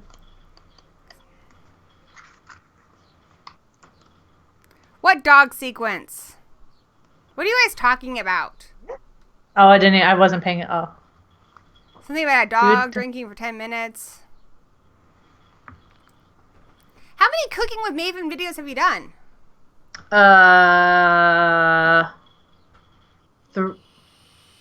3 of them. Okay, so I've missed 2, guys. I doubt Maven watches all of my videos. Well, she probably has now because I only have 1 video. I was going to say, yeah, on your new channel, then yeah. Okay, fair enough. Oh, my dog. Oh, my gosh. Okay. Okay, well, don't feel bad because mine's kind of all over the place. But it's definitely got some bad in there. Do you want me to go first or do you want to go first? Did you go first? I did mine. Oh, okay. I didn't know if I was interrupting you or not. It's like, my bad. I mean, okay, so I'll just show you really quick. I got the 7 of Swords. Whoa, for a second, because I can't see yours very well. I was like, is this the same I got? I'm sorry. It's really bright. I can't see the card. Not bad. Hold on. It's hard. It's hard because I can't really tell with the camera here. I feel like if I get it closer, that is not gonna. Oh yeah, if I get it closer, no, that's help. good. Oh, that's pretty. I mean, yeah. It's not a great card, but it's pretty. Right. Yeah, it's a pretty looking card. And then a familiar one that you just pulled. Actually, 5 of Wands. Okay. Which is not, again, not great. And then we get like our, random good one, which is the Ace of Cups, which is that's good. That's a good one. I got very similar cards. Oh, okay. Let's hear it. So I got I gotta switch screens so I can see how this looks. Okay, you can see that pretty well. I got the 10 of Swords. Okay. Which is not great, guys. Look at that. That's me. That's me on the ground there. That's out there. No. But then I got probably the best card in the deck, in my opinion. The Wheel of the Year. That's a great card. Like, the Wheel of the Year is really, really good. And then I got the 5 of Wands, which is kind of... Ah, okay. So the way I would interpret my reading is with the 10 of Swords, I would say it's going to take a while and it's going to be a lot of work. And it's going to be really hard work. And with the 5 of Wands, it ain't going to be everyone's cup of tea. And there's going to be like trolley trolls, which there always are. But ultimately, I will get what I wanted out of it. And the Wheel of the Year usually means like you're going to get what you wish for. So I'll get what I want out of it. So it should be enough to at least make me happy, which is good. Yeah. Yeah. See? In the end, it's good. I mean, same thing. Like, I feel like it's a horror channel, so I feel like it's already not, like, that's kind of like given. It's not everyone's cup of tea, you know what I mean? Yeah. And we're giving our opinions, which is also, obviously not everyone's cup of tea. So that's fine. I mean, Ace of Cups is good. I mean, usually any ace is like a beginning of sorts. Yeah. So I think that would mean that you're just getting started. Like, you're going to see it grow a lot more than it is now. Yeah. The 7 is a little tricky. It does have a lot to do with like deceit or something being kept from you, which is interesting. It's going to screw us again. Yeah, I was going to say it could be a person or it could be YouTube. I might as well call them out right here. Those swords in my back could be YouTube. Like, just fucking with. Yeah. Ace of Cups is for Mr. Yellowstick. Oh my god, the yellow stick. And Stop. I mean, as far as what I want, I'd like it to be at least as big as Horror Addicts. So yeah, so I would say it should be good. guys are too fun. Do a tarot reading for Mr. Yellowstick. What's Mr. Yellowstick? You're probably not going to be able to see him with the way the camera is, but basically, I mean, I could get up and get him, but so there's like, we have high ceilings. And so we have like this big stick with like a suction cup on the end of it that's you use to like get the light bulbs down from the high ceilings when you got to change the light bulbs. I just stand on a whole bunch of stuff. There's a thing for that? Yeah. Your house is so fancy. Well, I'm on the second floor, so this is like 2 stories worth of high ceilings. So I would not recommend climbing on stuff to get these. But it's like you can see it in the background a lot when I'm streaming, and a lot of these people here, Felix, Ben, they've become obsessed. We have one light bulb that's over the stairwell, and I can never reach it. Now I know I need a stick. Yeah, you need a Mr. Yellow stick. What? Where do you get That's all you need. Where do the yellow sticks come from? I honestly don't know where it came from. It's just always been in our house, so... He's a mystical being. He just appeared. I'm a little disturbed. Yeah, well... They're making me make an Instagram for him and everything. I'm not going to do a stream on Mr. Yellowstick. Mr. Yellowstick has, like, a better following than, like, I do. That remains to be seen. If Mr. Yellowstick makes a YouTube channel, that will be the only true way to know. But then in the end, it's really just going to be me talking for Mr. Yellowstick, right? So. Oh my God, you guys are too much. Well, see, it's not all bad. It's with every journey, it comes with its bumps and twists and turns. So. It's all dongs and sticks with you two. That's what Mitch said. Basically, we give the people what they want. I mean, you guys keep mentioning dongs and sticks. We're just giving you what you want. So, for the last part of the stream, I figure we're gonna go for maybe 30 more minutes, if that's good with you. Yeah. Let's open it up to the chat. So we've pretty thoroughly covered compared and contrasted the Covenant and the Craft. We talked about some of the issues with these movies. We talked about what we like about them.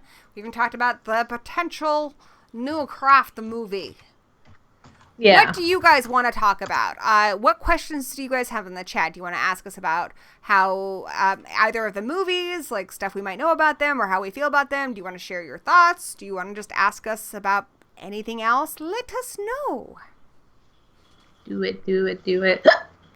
Your brother needs to voice Mr. Yellowstick, according to Felix. Yeah, I guess so. We'll see if I can bribe him. Is your brother cute? Your brother's probably really young. Do you really want me to answer that question? You can answer that. I have 2 brothers, and I would say Zigma, who's in the chat, he's attractive. Okay. Yeah. Yeah, I mean, he's tall. He's like 6'4". There you go, guys in the chat. The Witches remake. What? Oh, yeah, there is a Witches remake. You know Roald Dahl's The Witches? Yeah. That's why I'm like, no, I haven't heard of this remake. Shoot. And I feel like Anne Hathaway is going to be in it. Is going to be the lead. I think that's what I read. Witches remake. I did not hear about this. I have seen Little Witches. Yeah, you're right. Anne Hathaway. Dude, I know stuff. Robert Zemeckis is directing. That's good. So Robert Zemeckis is good. He had one of my favorite movies. He framed Roger Rabbit. Octavia Spencer is like listed, at least on IMDb. I don't know. Ben's wife is in it. Who does your wife play in it, Ben? Anne Hathaway. That's his wife. Oh. Yeah. He's in Anne Grimm. I'm getting it now. Guillermo del Toro is producing. He's been very busy lately. He has been very busy lately. So a question from the chat. Zachary Haith wants to know, do spells actually work? Depends. I think if you do everything right, you need to do a divination check first. You do a divination check because sometimes a spell is not the right answer to a problem. Like sometimes you just need to let things run their course. But in my experience, if I've done it right and I did it at the right time and I used the right stuff, like I've substituted things before and that hasn't worked out well. Yeah. But when I've I guess it's just like making a cake. You have a recipe for a cake, and the birthday party is on Saturday. So long as you make the cake before Saturday and you have all the right ingredients, you should have a cake. Yeah. So I would say, yeah, most of the time they work. And when they don't work, it's usually for a good reason. Because there's something you don't know about. Like, at least in my experience. The only time I've ever had one flat out not work was when I was messing with some darker stuff. But that's not usually my cup of tea. Yeah. So. Yeah, I'm with the werewolf here. It is all about intent. The way or the easiest way to describe it to people, at least for me, is like, it's like praying, like the whole, like, a way to easily describe it is, people always say, like, the Lord helps those who help themselves. Like, that's the way I see it. It's more like, I think of it more as like a ritual or a prayer, and it's your intent behind it. So if you can't just do a spell and then sit back and do nothing and expect it to fix everything. Well, and it doesn't work like that. Spells are about like meditation and stuff too, and it's just like with Christians, like they say that the power of prayer has helped people like cure cancer. I think it's the same thing with spellcraft. If you put a lot of energy and you're supposed to, with spellcraft, it's a little mixture of getting the right things, which are supposed to have everything has energy, like rocks have energy and trees have energy. You need to get the right energy materials, but then it's also your meditation and the energy you raise for that and your intent. And I feel like sometimes when they don't work out, like maybe your intent wasn't as pure as you thought it was. Yeah. But I don't know. And yes, you absolutely can do spells for yourself. In fact, you're not, at least from what I've always done it, you're not supposed to really do spells for other people, not without their permission. So, like, I have been working on something for my friend Queenie, who has a lot of pain. And I've already asked her permission. I want to make her what is basically like a mojo bag. It's crystals and herbs and stuff that are enchanted that would help her with her pain. And I'm going to stuff them into a stuffed wolf for her. And I want to send it to her. But I can't, if I just sent that to her without telling her what's inside of it, that would be wrong. Yeah. I have to get her permission first. Even if you mean well, you can't do a spell on somebody else without their permission. Yeah. Just think about the craft. Think about how that turned out. And again, the one time I really think it didn't work is because I was trying to get rid of somebody in my life, and obviously they didn't consent to that. So, yeah. But yeah, mostly I'd say they're pretty good. And Adeline's Horror World is here. What is up? Hello. You sound like just then you sounded like Glamour.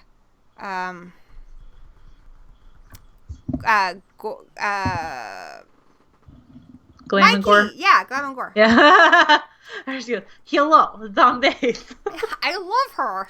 I do too. She always cheers me up, like when I'm in kind of like a crappy day. How's your day been? My day has been okay. I haven't been feeling very well today, but I'm all right.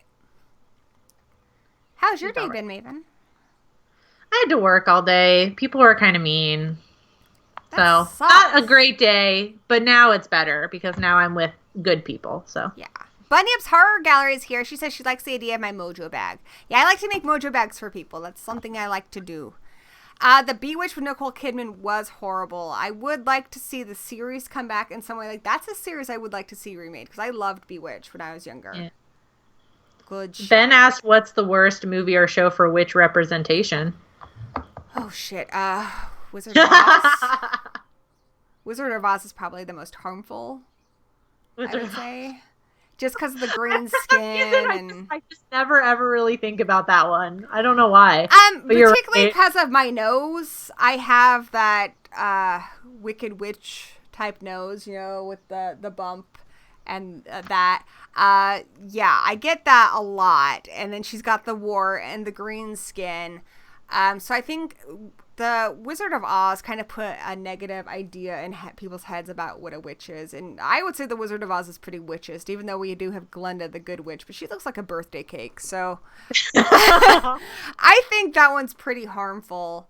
What other movies are witchist? I feel like, I don't know. You go with one. There's a lot I can say. Yeah. I mean, since you guys mentioned it, I'm not really that fond of Bewitched. Oh, yeah, the Bewitched movie was terrible. Abby's here and Queen Cujo. Hey guys. Little What's wrong with cake? My biggest complaint when I say a movie's witchist, typically what I mean is I don't like it when a witch is a cheap explanation for why somebody's a villain. Well, they're a witch. That's not good enough for me because you can. That doesn't say what the kind of person you are. It just means you practice witchcraft. It doesn't mean that you intend to do anybody any harm.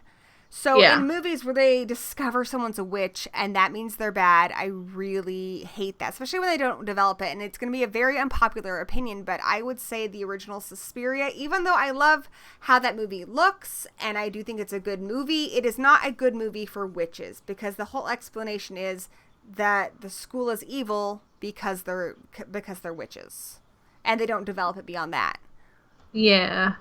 What is with all these remakes that I didn't know about? Why are we remaking all of these witch things? There's a Witches of East End TV show, but I didn't know that are they making a movie? Yeah, I knew that one, but yeah. Macabrella, explain. Haxon is old school. I don't know. Haxon's like pretty old, so I don't know if I can compare that to like modern witches, because I don't think people ask me if I think the witch is witchist, and I don't think so at all. I actually think it's more positive because these people are all oppressed by their Christian beliefs that got them kicked out of town, and they tear apart their family, and then ultimately Thomason is the one who is happy at the end because she joins a coven and gets to live deliciously. So in that movie I would say it's pro-witch. Oh, okay. Sorry, Macabrella. She was asking, would we like them to remake it? Sorry, you got like my heart beating so fast. I was like, what? Why are we remaking all these things? I definitely don't want a remake of Practical Magic. Witches of Eastwick. I know they made a TV show called Witches of East End, but I haven't seen it. Yeah. I mean, I think I watched like half of the first season or something. At least from what I could tell, it didn't really even seem like related to the movie at all. I think they just played on the name. To be honest, it didn't seem related at all. You know, a witch thing I want to see more of. A lot of people like forget Elvira's a witch. If you watch Elvira, Mistress of the Dark, the movie, Elvira is a witch. She got a book and all that shit. She's a witch. I want a new Elvira movie. Make me a new Elvira movie. We had Mistress of the Dark and Haunted Hills. I need another Elvira movie. That's what I want. Yeah. Zachary, I did not like the Sabrina show. Well, the first season. I didn't watch the second season. I'm going to warn you, like the first 2 episodes are so awful. But then it actually gets pretty good. But I do have a lot of issues with the Sabrina show. I do overall enjoy it, though. Okay. See, I'm just like basing it off of if you like the first season, because I didn't like it like at all. And they want to know if we like the secrets. I didn't like the second season as much as the first season. So if you hated the first season, I think you're going to hate it even more. Yeah. But they don't have the fucking Wicca group, which one of the things in the first season I really fucking hated. Well, that makes sense. It was only in there for like 15 minutes of the episode, so. Shudder's gonna get an Elvira. Oh, Shudder should get an Elvira. That's a good idea, Zachary. Ooh, did you watch The Secret Circle? I thought that Secret Circle was pretty good. It's based on books by the same person I think who did Vampire Diaries, but it wasn't bad. Yeah, I'm looking it up just abruptly. To get a reminder. It was on the CW. Oh, yeah. Okay. Someone wanted, Ben wanted to know if we liked that. I like the Sabrina show. She doesn't. And I haven't seen the show Salem. And there's a new show called The History of Witches on Shudder. That, it's got the gal who was in Lights Out in it. Oh. But I haven't seen that either. Yeah, I can't remember if I read the book. The Secret Circle. I can't remember. I think I only watched, honestly, like 2 episodes of The Secret Circle. I don't think I was that into it. We got like 15 minutes left. Let us know in the chat, too, what your favorite and least favorite, if you'd rather go that way, which movies are. What are your favorites and what are your least favorites? Yeah. I'm asking you now, Maven. Oh, sorry. I thought you were asking. We're super witch best friends. Dang it. Okay, sorry. We should have a coven with Queenie. You, me, and Queenie, and then we should make a movie. I'm down. My gosh. Okay, I gotta plug something really quick because B just asked about Light as a Feather. I have seen Light as a Feather, and my cousin wrote it. So my cousin Seth Sherwood wrote a number of episodes of Light as a Feather, and he's currently working on seasons 2 and 3 because it got greenlit for 2 more seasons. So I haven't heard a whole lot about it because he's been really, really busy working on it, but I'm going to see him at the beginning of May. So, yeah, I think that's pretty exciting. Nice. And I do like the Lords of Salem. That's more satanic witchcraft, but I thought the Lords of Salem was genuinely pretty creepy. Yeah, I thought it was all right. It's a Rob Zombie movie, and I'm not a big Rob Zombie fan. Yeah. As far as movies go, but it is one of the better Rob Zombie movies. Yeah, I'm a fan of his. It's not my favorite that he's done, though. Although my favorite, I think I'm with you. Like The Craft, that's got to be my favorite one. Like The Craft, Practical Magic. Yeah. I do like Teen Witch, though. Teen Witch always kind of ended on a bummer for me. Yeah. Little Witches is good. You don't like The Craft? Felix hates Nev Campbell, so he's probably very biased. Felix, dude, I don't know, man. But I know he also doesn't like your Scream. opinion. I don't know. I don't know, man. Let's see. Season of the Witch with Nick Cage sucked some ball. Okay. Actually, a big witch movie that a lot of people really like that I'm not into. One, I don't care for the Nicolas Cage Wicker Man. And I'm not the biggest fan of the original. I do like it, but I think it is grossly overrated. I've heard it been called the Citizen Kane of horror movies, and I wouldn't go that far. I like it. I don't need to have it in my collection.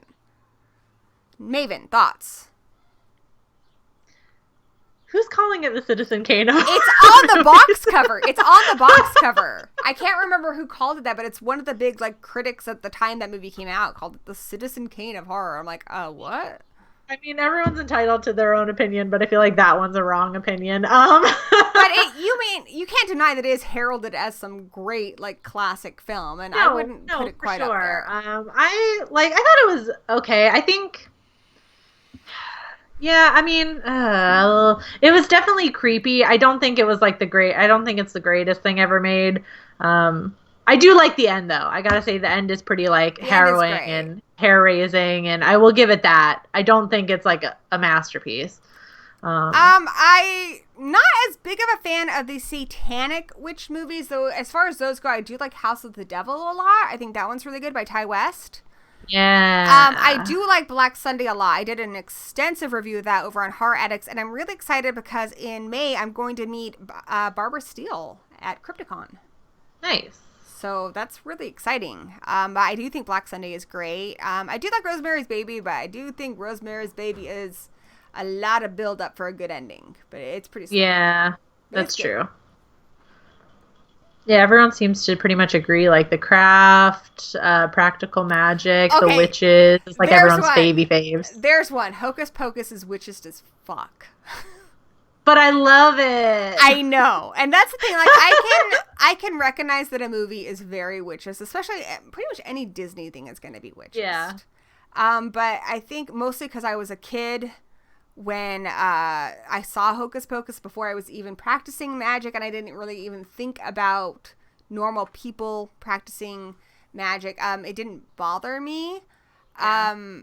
I do still love that. I also, another one that was my favorite when I was a kid was the book The Witches by Roald Dahl, which is, again, horribly witchist. It's very, very witchist. I mean, just they say that the witches have square feet and they're so ugly and evil, and they're just evil because they're witches, and it's so witchist. Yeah. But I love it because I grew up with it. Yeah. It's damaging to witches, but I mean, sometimes you also have to separate movies from real life, and as long as people recognize that doesn't reflect on people who really do practice witchcraft, it doesn't really bother me. And I guess if it did, it wouldn't be the movie that bothered me, it'd be those people that bothered me. Yeah, agreed. That makes sense. I still love that movie though. Same. Oh my goodness, Ben Grimm, good call, buddy. Witching and Bitching is hilarious, and that's one I definitely want to review on my new channel. That one's really good. It's witches, but it's funny. It's from Spain. That's been a minute since I've seen that movie. I might have to revisit that one. I think I have a list on Hereditary. Again, it's kind of going into like the Satanist witches. So I don't really think of that kind of stuff when I think of like my favorite witch movies, but I do like Hereditary. I don't really think of it so much as a witch movie though, because I guess maybe because it's not revealed till the end. Ooh, what are you excited for Midsummer? Speaking of Hereditary. That one is giving me some Wicker Man vibes. What about you? Yeah. I honestly, I didn't watch the trailer. I guess kind of intentionally. Obviously, I can tell it's very, like, it does seem very Wicker Man, like, kind of, like, pagan based, especially since it's called Midsummer. Yeah. I am happy they moved up the release date because I was kind of bummed that they're like, oh, it's going to be in August. And I'm like, you're not even going to try and release it near Midsummer? I'm excited because it's by the guy Ari Aster who did Hereditary, and that director writer did a lot of research. I mean, that is all real legend that went into Hereditary. Yeah. And with Midsummer, that sounds like we're getting into more Celtic based paganism, which is more what I practice. So I really hope he takes the same care with Midsummer, because that'd be really exciting. I'm looking at my list right now of my favorite witch movies, which I'm going to share with you guys in the chat if you guys want to take a look at it. I'm on Letterboxd. I think Maven is too. Yep. So obviously Practical Magic and the Craft, The Witch, which I mentioned. I love Drag Me to Hell. I think that one's a lot of fun. Yeah. The Autopsy of Jane Doe was really good. I liked that one. Here's one a lot of you haven't seen, but Cherry Tree. Did you like Cherry Tree? Have you seen Cherry Tree? Cherry Tree is fantastic. It's got loads of great practical effects, and you need to check it out. I'm sure it's on one of the streaming services, but I love Cherry Tree. It's an English witch movie. It's really, really good. Great practical effects, and yeah, it's great. The ending is kind of cheesy, but I sometimes like a bit of cheese. But yeah, it's good. This girl basically is being kind of recruited to be in this coven, and she does not know why, and it's all, I don't know, it's very good. I like it a lot. Okay. Yeah. Obviously Harry Potter's great, guys. I love not a big Wizard of Oz fan, but I am a big Return to Oz fan. Another one that I think gets a lot of shit that I really like is Beautiful Creatures. I liked the book, though I've only read the first book, and I liked the movie a lot. I thought the movie was even better than the book. I really liked the movie. I only saw the movie. I never got around to the book. It is the Twilight of witch movies, but I just thought it had this cool kind of southern thing to it, and I don't know, it was just set in an area of the country I've never been to, and to me it was all very exotic. Yeah, I have witching and bitching on here. I like Pumpkinhead, horribly witches, but I like it. I like the new Suspiria, and I like the new Suspiria better than the old one. I like the Blair Witch Project. I like All Cheerleaders Die. That one's a good one. Yeah. Elvira. I feel like, the witch movies have levels, because some of these are like, I don't know, there's like different classifications of witch movie. Like, they're ones I like, even though they're witches. You know what's a really fun one I haven't seen in a long time that I like was Four Rooms. Remember that one? Four Rooms. Four Rooms. It had Tim Roth in it. It was by Quentin Tarantino and some other people, but it was like 4 stories, and one of them had Madonna in it, and it was a coven of witches, and they took the bellboy. Oh. It was good. Good. Yeah. That's been a minute. Hey, did you read the Hocus Pocus book? I have it, and I haven't read it yet. The sequel? Yeah. I heard it was kind of meh. Yeah. I think I watched a review on it, actually. Yeah, the first half of it is just like a novelization of the movie, but they use it to throw in a plot detail that was not in the movie to make the sequel possible, if that makes sense, without spoiling anything. Mm-hmm. So basically they're changing, retconning, or they're like adding in a scene like, oh, and by the way, when the Sanderson sisters were being hung, I heard they tried to make it less this witches. Happened, wink wink, and it's like, is that true? Like an eye roll. Did they try to make it less witches, like humanize them a bit more, is what I think I heard somewhere. Yeah.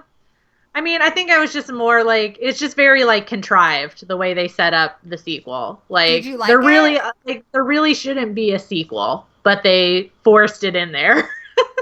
I gotcha. Yeah, it was just meh. Like, I didn't hate it, but I'm not like, I'm not singing its praises or anything. You know what I mean? I'll get to it eventually. Did you like The Love Witch? Ben Grimm wants to know. I fucking love that movie. I love a lot of it. For me, though, it's one of those movies, when I first saw it, I was disappointed because there was so much hype. Mm-hmm. And so I reviewed it on Horror Addicts, and I was kind of meh on it. I think it's just because it was so overhyped. But I liked it, and it's one that I found I enjoy more on rewatches now, because now I know, you know, when I rewatched it, I'm like, okay, you know, I like this, I'm enjoying it. I've rewatched it a few times, but I tend to enjoy it more every time I rewatch it.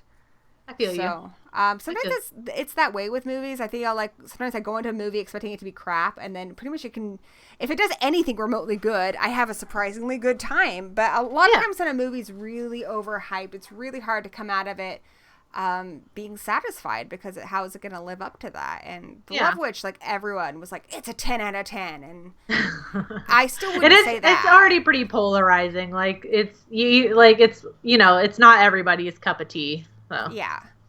I guess it wasn't quite what I expected when I saw it, but it is one that's definitely grown on me, and I like a lot more. I don't need to have it in my collection, but I do like it, and I would happily rewatch it anytime. Yeah.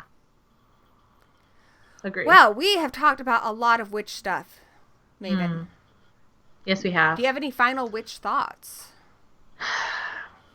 The only thing I could say is more witch movies, less remakes. Thank you for coming to my TED Talk. I agree, and I had this rant I have a video on Horror Addicts that says The Craft 2, where I talk a lot about that. I want to see, I feel like the witch subgenre of horror is very untapped. I'm really glad that we're exploring it more right now. But I feel like it's so untapped. Same thing with werewolf movies. I just feel like we haven't had that many stories, so there's plenty of room to be creative and tell new and interesting stories, and I really want to see some stuff I haven't seen before. To me, that's so much more exciting than a remake. And remakes are exciting because, you know, they're witch movies, but I would be so much more excited about an original idea. And even the ones I've seen that are supposed to be original ideas, like Witch Files, they were really just cheap knockoffs of things that were already successful. Yes. Agreed. Hi, Laura! Glad we're on the same page about that. Yeah. So hi, Laura. I'm absolutely on the same page as you. But yeah, this was a lot of fun. I always love talking to my witch's sister. Yeah. Thank you for joining me, and remind everybody, I mean, not that they need it, because I think everyone here knows you, but you can find Nightmare Maven's channel in the card above, I believe the description below, and she is in my featured channels on this one and Horror Addicts, because we just love her. We just love her so much. She does all the things. What's coming up on Nightmare Maven for us to watch? I'm gonna be reviewing The Curse of La Llorona on Monday. I got a fun, like, Easter inspired video you guys will see, and then I don't remember. Oh, I'm gonna do a remake versus original on a Japanese classic, or maybe not so much a classic. Not as classic. Pulse. It's Pulse. Why am I making it hidden? It's Pulse. I think it's a good one. I should hopefully have my real versus real video on Bunny Man up for you guys tomorrow. If not, I'm gonna post on Easter Monday. But hopefully it'll be done by tomorrow. And then I have a book review coming up. That'll be up next week on The Hunger, finally. Ooh, I can't wait to hear your thoughts on that. Okay, sorry. I got really excited. Yes. I'm those really excited for that one. On my channel, and then I'm probably going to start working on my full eclipse review. Really excited to review some cheesy movies for you guys, because like those are the ones I get most excited about. But thank you guys all, everyone in the chat. It's great to see Laura show up. Macabrella. I can't talk today. You say it. Macabrella. And Horror Miser Money G, and Zachary Haith, and B, and Felix. And I feel like there's a lot of people here earlier. Abby. Zirin showed up. Thank you guys all for just showing up for the very first stream. Like, this was pretty exciting, and I'm really glad you guys were here to join us. We had a great time talking to you. I had a great time talking to Maven. And Ghouls Night Out is now going to be a monthly show. So every month there will be a new Ghouls Night Out to look forward to. I think next one, Laura might be on it. So hopefully, and then next week on the 27th, we have Slayers Club, which is mine and Queenie and Laura's Buffy the Vampire Slayer show. That'll be over on Laura's channel, and I'll be on that. So lots of stuff to look forward to. Thank you guys so much. Anything you want to say before we go, Maven? No, you pretty much covered it. Thank you for watching, and yay, more Ghouls Night Out. I'm so glad it's back. And there will, of course, be a lot more Maven. She's my go-to ghoul, so. Oh, thanks. Thank you guys. And bye, CJ, too. I saw CJ here. Bye, guys. CJ. Thank you so much. Bye.